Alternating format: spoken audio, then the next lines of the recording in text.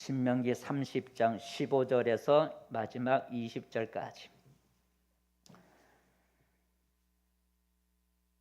한 목소리로 같이 읽도록 하겠습니다.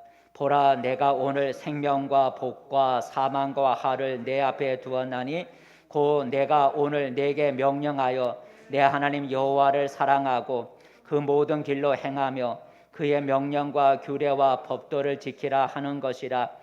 그리하면 내가 생존하며 번성할 것이요 또 내 하나님 여호와께서 내가 가서 차지할 땅에서 내게 복을 주실 것임이니라.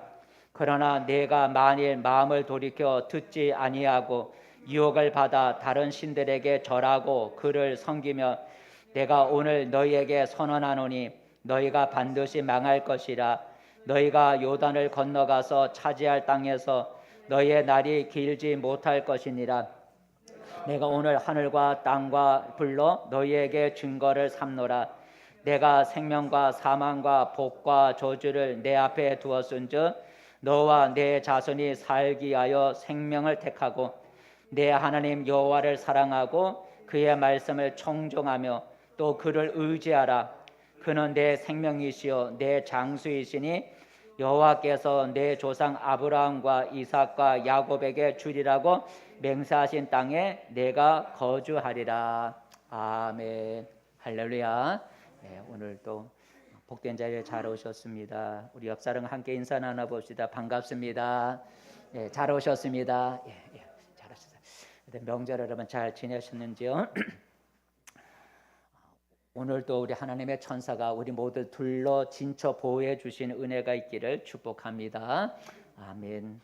오늘 설교 제목은 올바른 선택이라는 제목으로 함께 말씀을 나누고자 합니다. 따라해 봅시다. 올바른 선택. 19절에 보면 선택이란 말이 나옵니다. 한번 19절 말씀 19절 한번 읽어보겠습니다. 시작. 내가 오늘 하늘과 땅을 불러 너희에게 증거를 삼노라. 내가 생명과 사망과 복과 저주를 내 앞에 두었은즉 너와 내 자손이 살기 위하여 생명을 택하고라는. 여기서 택하고라는 말은 선택한다는 말이죠. 선택한다라고 하는. 너희 앞에 두 개의 길을 놓았으니까 너가 살기 위해서 선택을 하라라는 그런 말씀. 택하고라는 말은 선택하라라는 말씀이 되겠습니다. 선택이란 말은 무슨 뜻입니까? 선택이란 여러 개 중에서 이렇게 골라 뽑는 것을 우리가 선택이라 하죠. 여러 개 중에서 우리가 선택하는, 골라 뽑는 것을 우리가 선택이라고 합니다. 우리는 매일 순간마다 선택의 기로에 서 있게 됩니다. 매일 순간순간마다 선택의 기로에 우리는 서 있습니다. 예를 들면 내가 어디로 갈까? 또 누구를 만날까? 무엇을 먹을까? 또 어떤 일을 할까? 하고 우리는 순간순간 선택을 해야 되는 거죠. 오늘 여러분이 예배를 드리기 위하여 오늘 이 교회에 오신 것도 여러분이 선택한 거죠. 똑같은 이 시간이지만 다른 사람은 산이나 들이나 바다로 가기를 선택할 수 있잖아요. 또 어떤 사람은 장사를 하려고 가게로 갈 수도 있고 또 어떤 사람은 운동하려고 운동장으로 갈 수도 있고 또 어떤 애들은 공부하려고 학원에 갈 길을 선택할 수 있겠죠. 그러니까 오늘 똑같은 날이지만 똑같은 시간이지만 사람은 각자 자기의 생각에 따라 선택을 한다는 거죠. 이러한 모든 것은 우리에게 무엇을 일깨워 주냐면 우리는 매 순간마다 선택을 하면서 살아간다는 것입니다. 때로는 선택을 잘해서 복을 받을 수도 있고 때로는 선택을 잘못해서 화를 당할 수도 있습니다. 자신이 선택한 결과이기 때문에 누구를 탓할 수도 없는 것이죠. 내가 선택했으니까. 그러기에 우리는 순간순간 선택을 잘해야 된다는 것입니다. 그래서 이 시간에는 선택에 대해서 함께 생각해 보면서 은혜를 나누고자 합니다. 로봇이라고 하죠.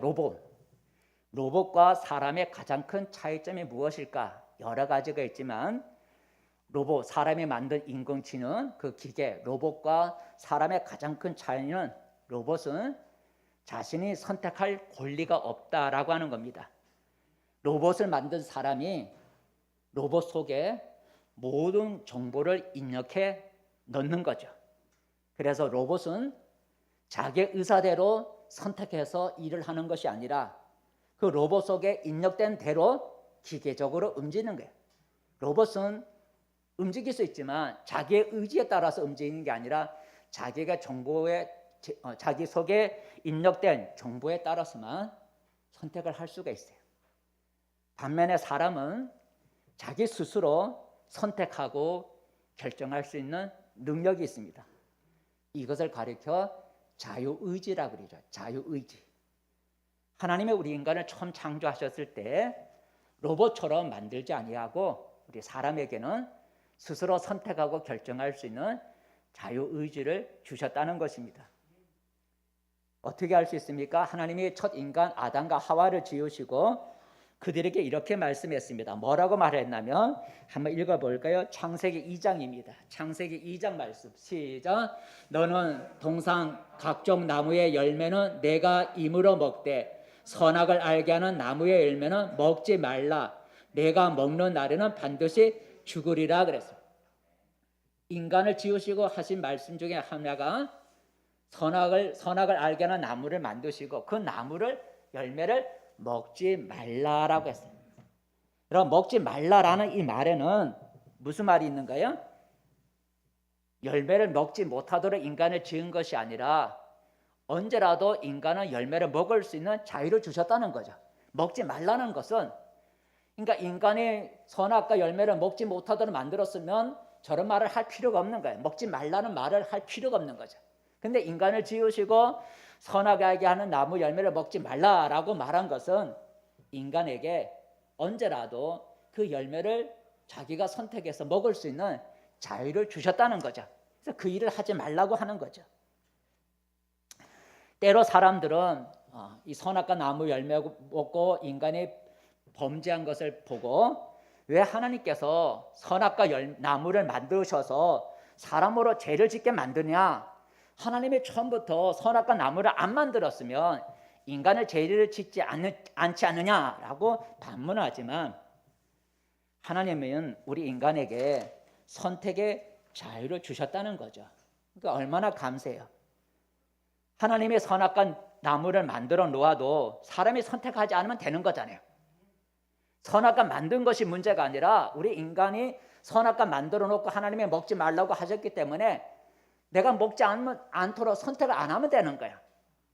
하나님이 만들어 놓은 것이 문제가 아니라 내가 그걸 먹지 않을 수 있는 선택권이 있는데 내가 그걸 먹는 것을 선택하는 내가 잘못이지 만들어 놓은 것이 잘못은 아니잖아요. 더구나 하나님은 그 열매를 먹으면 정령 죽으리라고 경고까지 했어요. 먹으면 죽는다고 경고하셨어요. 그러니까 선악과 열매를 따먹는 것은 하나님이 시켜서 먹는 것이 아니라 인간이 하나님의 명령을 어기고 스스로 선택한 거잖아요. 먹으면 죽는다는 것까지 하나님 말씀하셨음에도 불구하고 그 먹는다는 것은 하나님이 시킨 것이 아니고 자기 스스로가 선택한 거예요. 여러분, 자신이 선택할 자유가 없다면 그것은 인간도 한가 로봇에 불과하겠죠. 선택할 자유가 없다면 인간도 로봇과 다를 바가 없는 거예요. 하나님이 우리 인간을 지으시고 선악과 열매를 따먹을 수 있는 그 선택의 자유를 주신 그 자유, 선택의 자유, 그 자유 의지를 주신 것은 하나님이 인간을 사랑한다라는 의미입니다. 오늘 우리가 읽은 성경 본문에도 우리 인간에게 선택의 자유가 있다는 사실을 오늘 말해주고 있습니다. 방금 읽었죠? 19절 말씀 다시 한번 읽어볼까요? 19절 말씀 시작. 내가 오늘 하늘과 땅을 불러 너희에게 증거를 삼았노라. 내가 생명과 사망과 복과 저주를 내 앞에 두었은즉 너와 내 자손이 살게 하여 생명을 택하고라는 얘기예요. 그러니까 너희 앞에 복된 길을 또는 사망 저주의 길을 너희 앞에 놓았으니 너희가 살기 위해서 복된 길을 선택하라는 거죠. 오늘 본문에도 우리 인간은 선택할 수 있는 그런 능력이 있다는 것을 보여주고 있는 거죠. 너희 앞길에 복된 길이 있고 사망의 길이 있으니 너희가 살기 위해서 복된 길을 선택하라라는 얘기를 하고 있습니다. 우리 인간에게 선택의 자유가 있다는 것을 오늘 말해주고 있습니다. 이처럼 우리 인생은 늘 선택의 삶을 살아갑니다. 순간순간 어느 쪽을 선택할 것이냐라는 선택의 기로에 우리는 서게 됩니다. 아까 말한 것처럼 어느 것을 선택하느냐에 따라서 성공과 실패를 경험하게 되는 거예요. 어느 쪽을 선택하느냐에 따라서 후에 우리의 삶이 완전히 달라질 수도 있습니다. 선택의 결과에 따라서 많이 달라지는 거 우리 많이 볼 수 있잖아요. 우리도 경험하게 되잖아요. 근데 하나의 사건이 제가 소개하죠. 미국에 아주 친한 친구 두 사람이 있었답니다. 미국의 두 청년이 하루는 대학교 수업을 마치고 두 친구가 집으로 가다가 한 교회 앞에 술집으로 가다가 학교 수업을 마치고 술집으로 가다가 한 교회 앞을 지나가게 되었다고 합니다. 근데 그 교회 앞에 게시판, 옛날에 교회 앞에 게시판이 있었잖아요. 광고 게시판에 길가에서 볼 수 있는 게시판이 있었잖아요. 그래서 그 교회 게시판, 밖에 있는 교회 게시판에 죄의 값은 사망이다라는 설교 제목에 기록되어 있는 걸 보았어요. 우리 옛날에 보면 교회 게시판에 주일날 설교, 오후 수요 예배 설교 이렇게 본문이 정해져 있는 거 볼 수 있었잖아요. 그러니까 두 청년 지나다 교회 옆을 지나가게 되었는데 죄의 삭선 사망이다라는 그 설교 제목을 보게 됐어요. 그것을 본 한 친구가 다른 친구에게 야 우리 교회 한번 가볼까? 라고 말을 했다고 합니다. 그때 다른 한 친구가 말하기를 술 먹고 내 마음대로 사는 게 얼마나 좋은데 나는 교회 가고 싶지 않아 라고 거절했다고 합니다. 그래서 교회 한번 가보자 라는 친구는 교회를 가게 되었고, 그리고 술 먹는 게 좋고 내 마음대로 사는 게 좋다 해서 가기를 거부한 그 친구는 술집으로 가게 됐다고 합니다. 서로의 선택이 달랐죠. 세월이 지나서 술집으로 갔던 그 친구는 살인을 저질러서 감옥에 갇히게 되었다고 합니다. 어느 날 그 감옥 안에서 신문이 이제 배달되는데 어느 날 교도소 안에서 신문을 보니까 자기 옛날 친구가 크게 보도된 걸 보았어요. 자기 친구가 크게 보도된 걸 보았어요.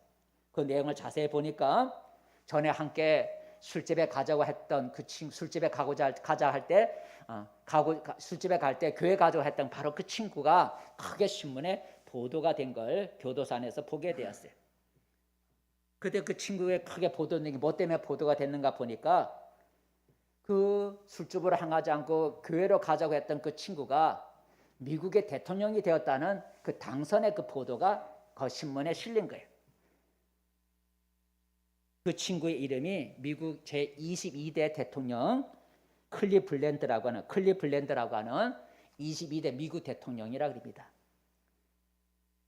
이처럼 한순간의 선택으로 한 친구는 사람을 죽이는 살인죄를 저질러서 감옥에 갔지만 교회에 갔다 한 친구는 인생이 변해서 미국의 대통령이 되었다라는 얘기죠. 선택의 하나가 후에 인생을 바꾸는 걸 볼 수가 있습니다. 근데 여러분, 선택의 자유가 우리에게 주어졌다는 의미는 무슨 의미가 있냐면 자신이 선택한 것에 대해서 책임을 져야 된다는 거죠. 우리가 선택할 수 있는 자유를 주셨는데 그 선택에 대한 자유를 주셨지만 그것은 내가 선택한 것에 대한 책임도 지라는 그런 의미입니다. 하나님은 첫 인간은 아담을 지으시고 뭐라고 말씀하셨냐면 그 열매를 먹지 마라. 그 열매를 먹으면 어떻게 된다고 그랬어요? 정녕 죽으리라 그랬어요. 정녕 죽으리라 그랬어요. 그러니까 그 죽음에 대한 책임은 너가 지라는 거죠. 너가 그 열매를 안 먹으면 살 수 있는데 열매를 먹으면 죽는다. 그러니까 너가 그 열매를 먹는 것을 선택하면 그 선택한 결과로 죽는다는 것, 그 결과까지도 책임을 져야 된다는 그런 말씀인 거죠. 자신의 책임에 따르지 않는 선택은 참 자유가 아니고 방종이라 그러죠. 방종, 그죠? 책임이 따르지 않는 선택. 내가 뭔가 선택했어요. 근데 그 선택에 대한 책임을 지지 않는 그 자유는 참 자유가 아니고 방종이라고 합니다. 여러분, 우리는 선택하는 일을 조심해야 합니다. 선택하는 건 내 자유이지만 선택을 잘못해서 나의 인생뿐만 아니라 다른 사람에게까지도 고통을 줄 수 있기 때문에 우리는 선택을 잘해야 합니다. 이스라엘 백성이 출애굽을 해서 여리고성을 함락할 때 이야기입니다. 하나님이 여리고성을 함락하면 그 여리고성 안에 있는 모든 물품은 하나님께 바쳐진 것이니까 아무도 손을 대지 말고 하나님께 다 드리라 그랬어요. 그런데 이스라엘 백성이 그 여리고성을 함락하고 그 뒷집에 들어가 사람을 죽이고 동물을 죽이고 막 할 때 아간이라는 사람이 있었는데 아간이라는 사람이 그 여리고성 사람들 집에 들어가서 금과 은을 또는 외투를 보았어요. 그래서 그게 탐에 나가고 다른 사람 몰래 금과 은과 외투를 가지고 숨겨가지고 자기 집 장막 밑에다 숨겨놓았어요. 하나님이 금하신 걸 그가 한 거죠. 하나님이 뭘 금했어요? 여리고성에 있는 모든 물건은 하나님께 바쳐진 것이니까 개인이 취하지 말라고 하나님이 하셨어요. 근데 이 아간이라는 사람이 하나님의 그 금지 명령을 어기고 금은 외투를 가지기로 선택한 거예요. 어떻게 됐을까요? 성경에 보니까 후에 그 아간의 그 도둑질한 행위가 들통이 나서 자기만 죽는 것이 아니라 성경에 보니까 아간 자신과 그 가족과 그의 소유 모든 짐승들을 다 데리고 사람들이 데리고 아골 골짜기로 데리고 가서 백성들이 돌로 쳐 죽이고 불로 태우고 그리고 돌로 이렇게 쌓아 올렸다 그랬어요. 얼마나 비참하게 죽었어요. 아간 한 사람이 잘못된 선택을 인하여 자신뿐만 아니라 자기 가족 전체가 자기 소유 모든 짐승이 돌에 맞아 죽고 불태워지고 돌로 이렇게 돌무더기에 이렇게 쌓여지게 됐다는 거죠. 한 사람의 잘못된 선택이 주변의 많은 사람까지에게도 영향을 미친 걸 볼 수가 있어요. 그러므로 여러분 우리는 하나님이 우리 인간에게 스스로 선택할 수 있는 자유의지를 주신 것에 대해서 우리는 먼저 감사를 해야 합니다. 다만 내가 선택한 것에 대해서 책임을 져야 한다는 사실도 우리는 잊지 말아야 합니다. 근데 여러분 이러한 선택의 문제는 우리 삶에만 있는 것이 아니고 우리 신앙 안에서도 이 선택의 삶이 계속 이어진다는 거죠. 우리 신앙생활에서도 선택의 삶이 이어지는 거예요. 오늘 우리가 읽은 성경은 오늘 읽은 성경 본문은 믿지 않는 사람을 향해서 하신 말씀이 아니고 하나님을 믿고 따르는 이스라엘 백성에게 믿는 자에게 주신 말씀이죠. 오늘 하나님을 믿는 이스라엘 백성에게 하나님이 무슨 말씀을 하셨는가요? 아까 19절과 똑같은 말이 또 나오는데 15절에도 똑같은 말이 나오죠. 15절 말씀 읽어볼까요? 15절 시작. 보라 내가 오늘 생명과 복과 사망과 화를 내 앞에 두었으니 라는 19절과 똑같은 말이죠. 19절에도 이 네 가지를 얘기하고 있는데 15절에도 똑같은 말을 하고 있어요.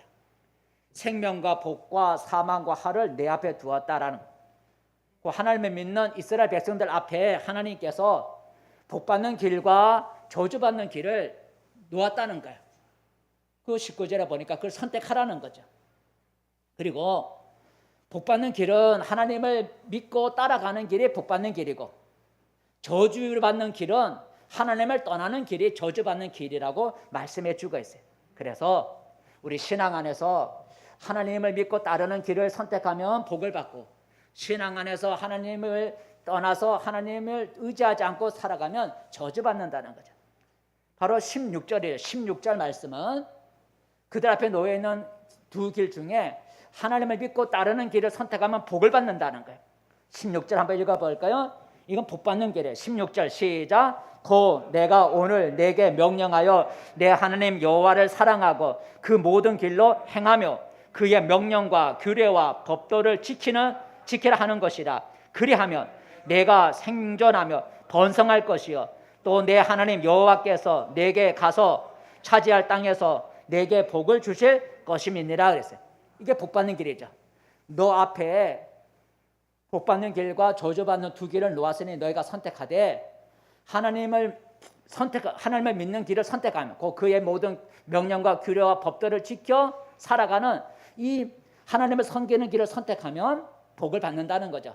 너가 번성할 것이고 너가 땅에 들어가서 너가 그 땅에 들어가면 하나님이 그 땅에서 복을 주실 것이다 하는 복을 약속해요. 반면에 너희가 하나님을 떠나서 살아가면, 신앙을 가진 너희들이지만 하나님을 떠나서 살아가면 저주를 받는다라는 말이 17절 18절 그 다음 절이죠.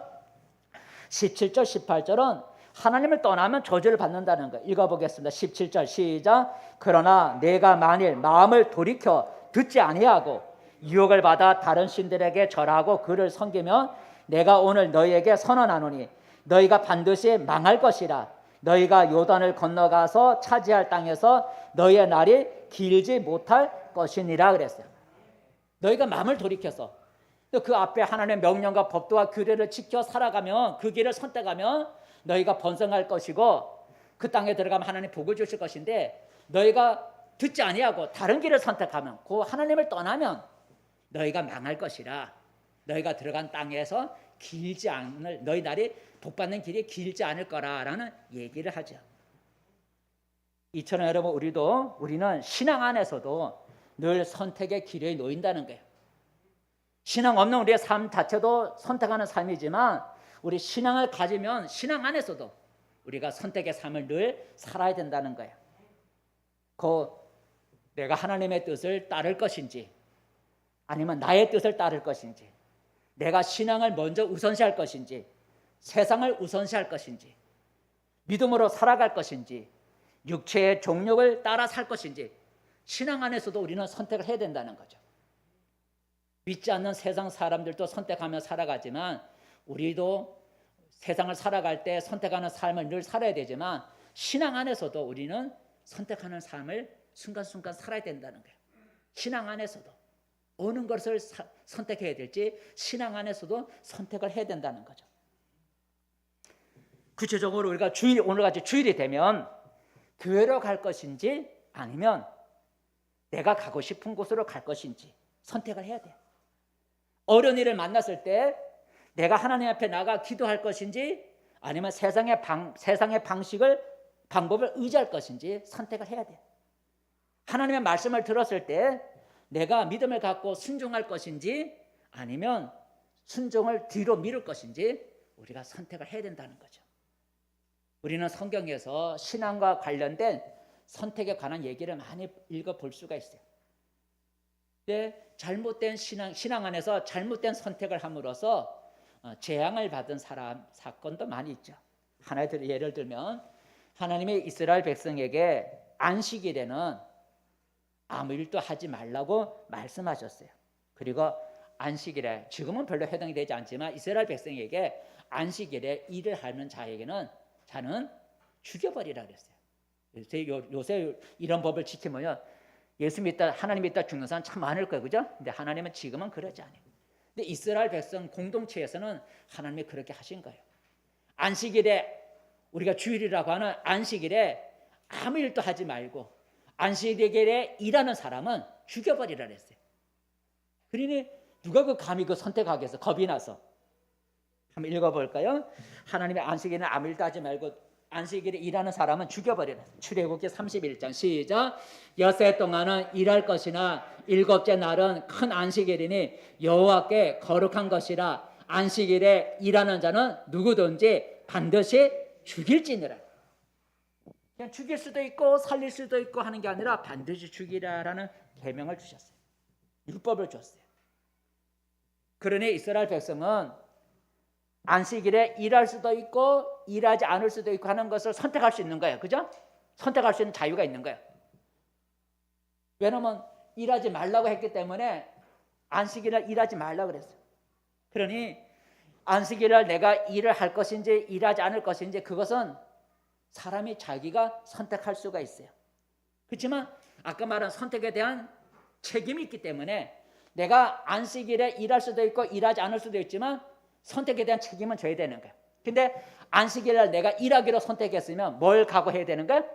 죽음을 각오해야 되는 거예요. 다 죽지는 않겠지만 혹이라도 재수가 없어서 본보기로 죽을 수가 있다는 거죠. 하나님은 가끔 성경에 보면 본보기로 보여주는 사건들이 있거든요. 그러니 하나님의 안식일마다 사람은 다 죽이지는 않을 거예요. 그렇지만 본보기로 하나님이 죽는 사건도 있어요. 근데 이 사람이 된 거예요. 한 사람이. 그런데 여러분 안식일에 내가 일하기로 선택했으면 그 선택에 대한 책임을 져야 되는 거예요. 근데 하나님은 안식일 일하다 걸리면 죽는다 그랬어요. 그러니까 내가 안식일날까지 일하겠다 하면 뭘까지도 내가 각오해야 되냐면 죽는 것까지도 내가 각오를 하고 선택을 해야 되는 거예요.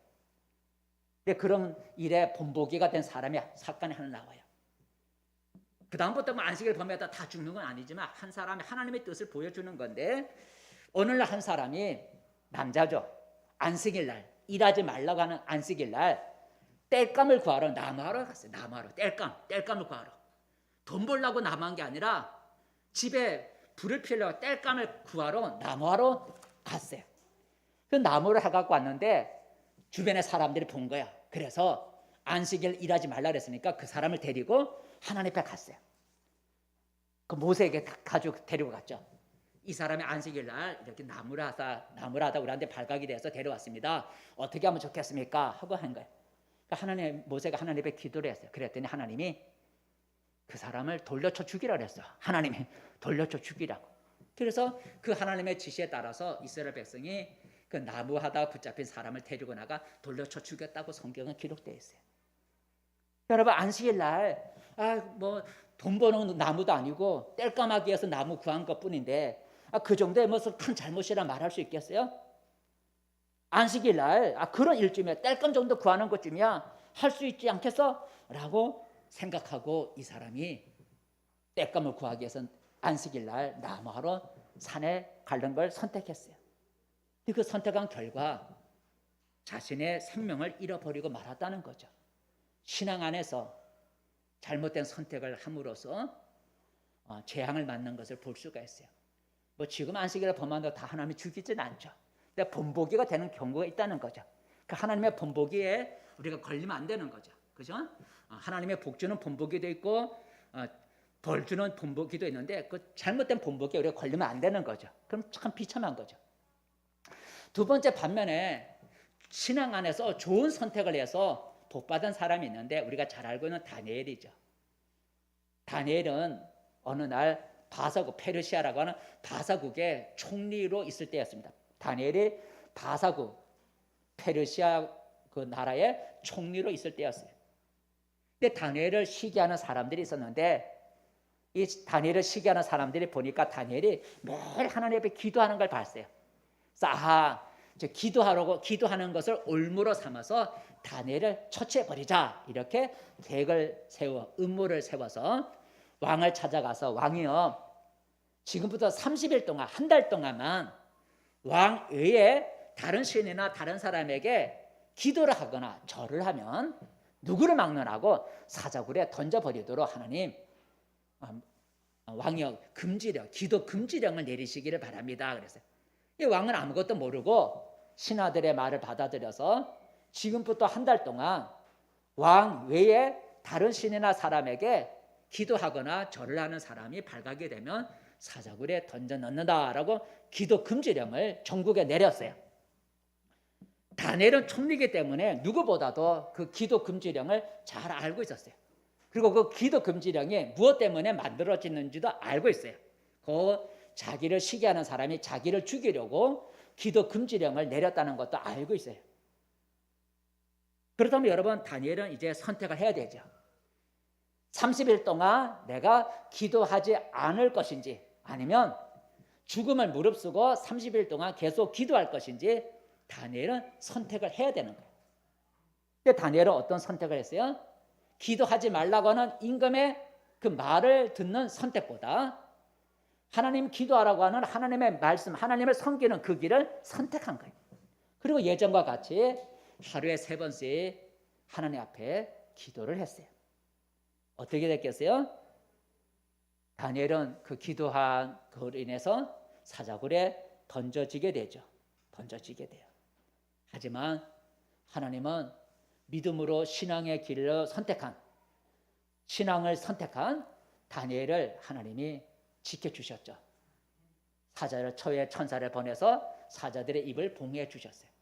그리고 그 일로 인해서 오히려 다니엘은 더 높은 지위를 얻게 되었다고 합니다. 신앙 안에서 올바른 선택을 함으로 아까 말한 거죠. 복을 받은 걸 볼 수 있어요.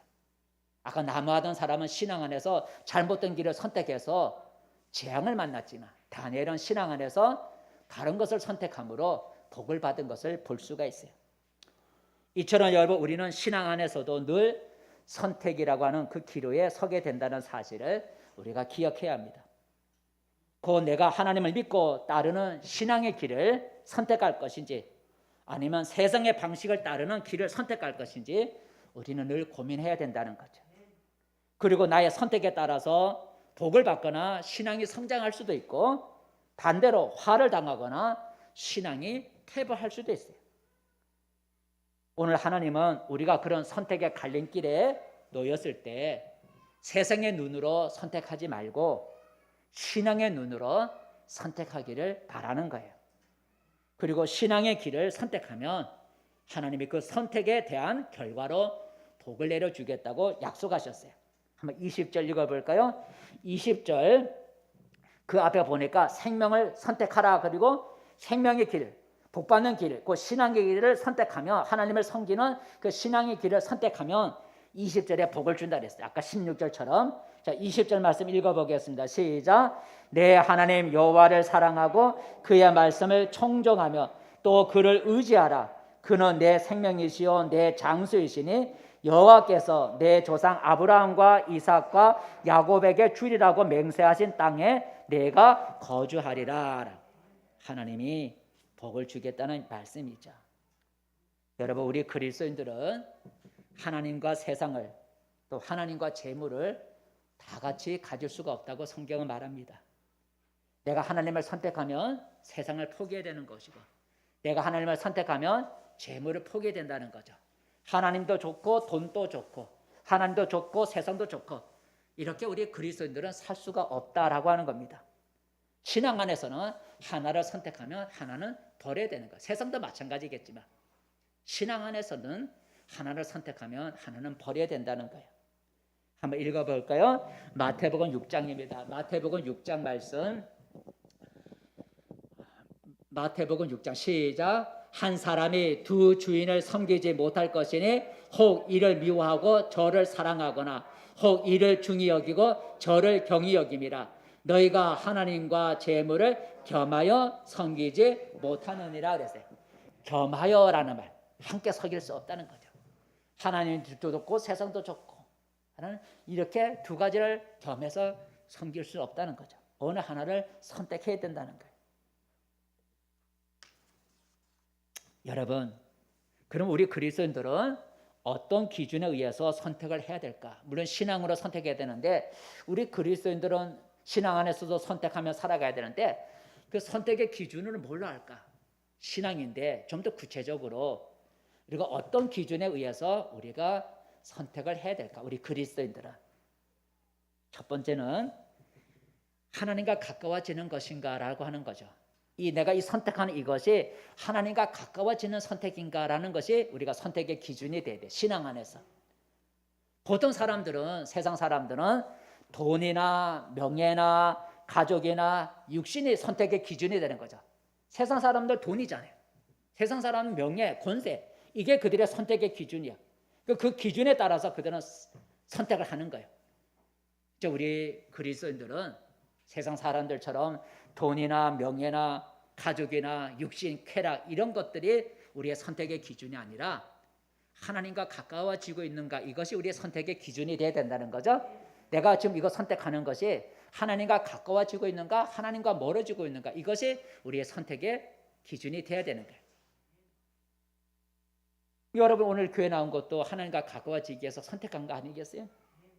그러므로 내가 오늘 선택하는 이것이 하나님과 가까워지는 것이 아니라 하나님과 더 멀어지는 것이라고 한다면 그 선택은 한번 우리가 제거해야 된다는 거죠. 내가 선택하는 게 하나님과 가까워지는 것이라면 괜찮은데 하나님과 멀어지는 것을 선택하고 있다면 그 선택은 우리가 잠시 한 번 더 생각해 봐야 돼요.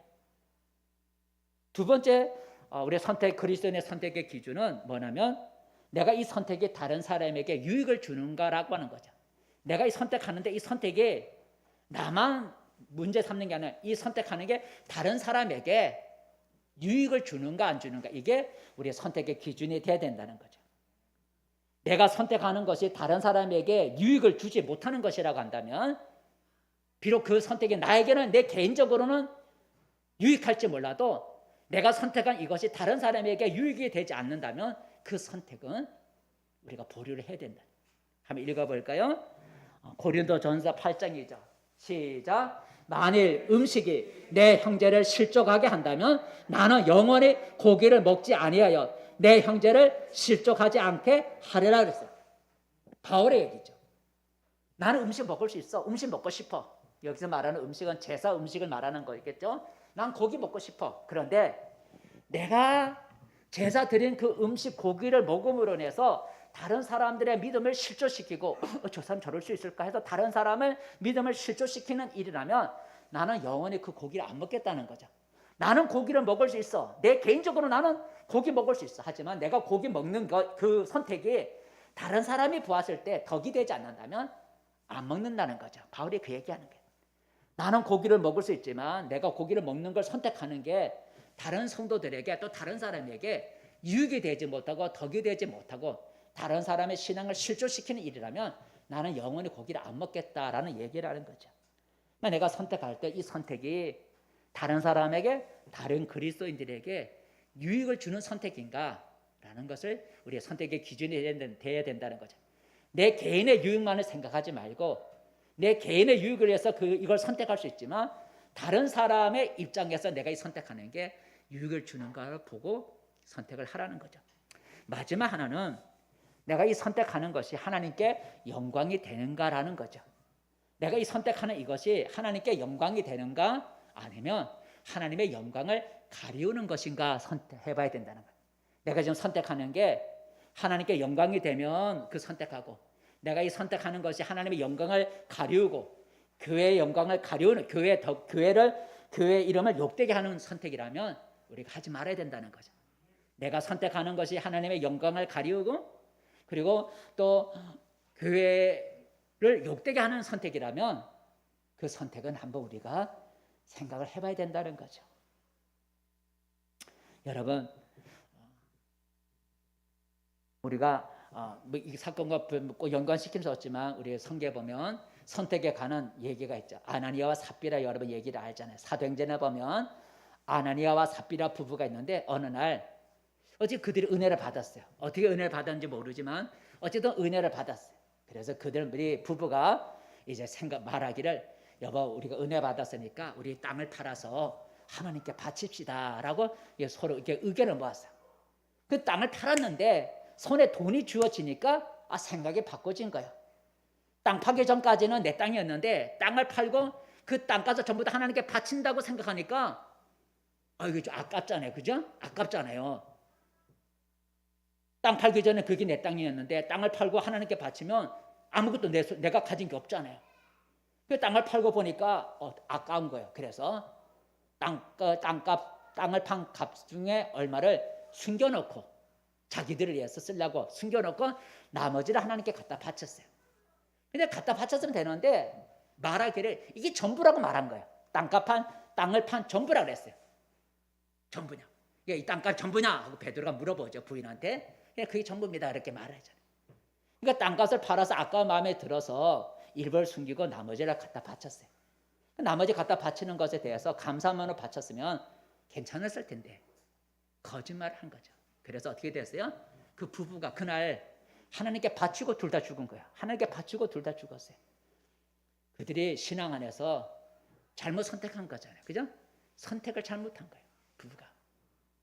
그 선택의 중요성을 말해주는 거죠. 신앙 안에서 선택을 잘못해갖고 하나님께 바치고도 오히려 복받지 않고 죽었다는 거예요. 여러분, 우리가 선택할 때 이 선택하는 것이 하나님과 가까워지는가, 하나님의 영광을 나타내는 것인가, 또는 다른 사람의 유익을 주는가, 이런 기준에 의해서 우리가 신앙 안에서 선택을 해야 된다는 거죠. 말씀 냈습니다. 성도 여러분, 우리는 매 순간마다 이것을 할 것인지 저것을 할 것인지 하는 선택의 삶 속에 우리가 살아갑니다. 그래서 인간은 선택하는 존재다라고 말할 수가 있어요. 한번 읽어볼까요? 인간은 선택하는 존재다라는 그 문구를 썼나 모르겠네. 읽어봅시다. 시작. 인간은 선택하는 존재다라는. 인간은 선택하는 존재. 인간은 선택하며 살고 우리 늘 순간순간마다 우리는 선택하잖아요. 우리 인간은 선택하는 존재다라고 하는 거예요. 우리에게 선택할 수 있는 자유를 주신 하나님께 우리는 먼저 감사를 드려야 돼요. 하지만 우리가 선택을 함부로 할 수 없는 것은 선택에 따른 책임이 있기 때문입니다. 선택에는 책임이 따르기 때문에 우리는 함부로 선택할 수가 없어요. 그 좋은 선택을 하면 복을 받고 나쁜 선택을 하면 재앙을 받는다는 거예요. 선택의 책임은 내가 져야 되는 거죠. 그리고 이런 선택의 문제는 우리의 신앙에도 그대로 적용이 된다는 게 오늘 말씀해 주고 있는 거예요. 우리 신앙생활에서도 늘 선택의 삶을 살아야 된다는 거예요. 오늘 19절 다시 한번 읽어볼까요? 우리 신앙 안에서도 늘 선택의 삶을 살아야 된다는 거. 19절 말씀 다시 한번 읽어보겠습니다. 19절 말씀 30장 19절 말씀 시작. 내가 오늘 하늘과 땅을 불러 너희에게 증거를 삼노라. 내가 생명과 사망과 복과 저주를 내 앞에 두었은즉 너와 내 자손이 살기 위하여 생명을 택하고라고. 신앙 안에서도 선택이 필요하다는 거죠. 하나님을 섬기는 길을 선택하면 너희가 살고 하나님의 말씀에 불순종하여서 하나님을 떠나는 길을 선택하면 저주를 받는다라고 오늘 말씀해 주고 있네요. 여러분, 그러게 우리는 신앙인으로서 올바른 선택을 하도록 늘 힘을 써야 돼요. 믿지 않는 사람들처럼 선택해서는 안 된다는 거죠. 믿지 않는 사람들의 선택의 방법은 아까 말한 것처럼 뭐라고요? 돈이에요. 돈만 된다면 여러분 세상 사람 선택하는 거예요. 세상 사람들은 돈 되면 선택하는 거죠. 돈을 되는 돈 버는 길을 선택하는 거예요. 근데 우리 그리스도인들은 돈이 선택의 기준이 돼서는 안 된다는 거죠. 세상 사람 돈이나 명예나 세상의 쾌락, 향락, 놀러 가는 거 이런 것이 선택의 기준이고 그 기준에 따라 살아가요. 근데 우리 그리스도인들은 세상 사람들의 선택에 우리의 기준이 돼서는 안 된다는 거죠. 우리 그리스도인의 선택의 기준은 세상 사람과 달리 하나님의 말씀이 우리 선택의 기준이 돼야 된다는 거예요. 하나님의 말씀이 우리의 선택의 기준이 돼야 되는데 그건 좀 더 구체적으로 말하면 아까 말한 것처럼 내가 선택하는 것이 하나님과 가까워지는가 멀어지는가, 내가 선택하는 것이 다른 사람에게 유익을 주는가 유익을 주지 못하는가, 내가 선택하는 이것이 하나님께 영광을 돌리는 것인가 하나님의 영광을 가리우는 것인가, 이것이 우리 신앙인의 선택의 기준이 돼야 된다는 거죠. 오늘 이후로 여러분 신앙 안에서 바른 선택을 함으로써 하나님께 영광을 돌리고 또 바른 선택을 통해서 하나님께로부터 풍성한 복을 받는 우리 모두가 되시기를 축복합니다. 기도하겠습니다. 은혜로우신 아버지 하나님, 우리는 순간순간 늘 선택의 기로에 서게 되고 그 선택의 결과에 대해서 우리가 책임을 져야 합니다. 하나님, 우리 인생에게 선택할 수 있는 자유를 주셨습니다. 이제 그 주신 선택의 자유를 우리가 잘 사용할 수 있게 도와주시고, 세상을 살아가는데도 우리가 선택이 필요하지만 우리 신앙 안에서도 선택이 필요하다는 것을 알게 도와주시고, 우리 그리스도인들은 세상 사람들처럼 우리가 선택하지 않게 도와주시고, 우리는 그리스도인의 선택의 기준에 따라서 우리가 선택하며 올바른 것을 선택하며 살아갈 수 있게 도와주시어서, 그래서 약속하신 대로 이 땅에 살면서도 하나님이 약속하신 복을 받으며 살아가는 우리 모두가 되게 도와주시옵소서. 예수님의 이름으로 기도드립니다. 아멘.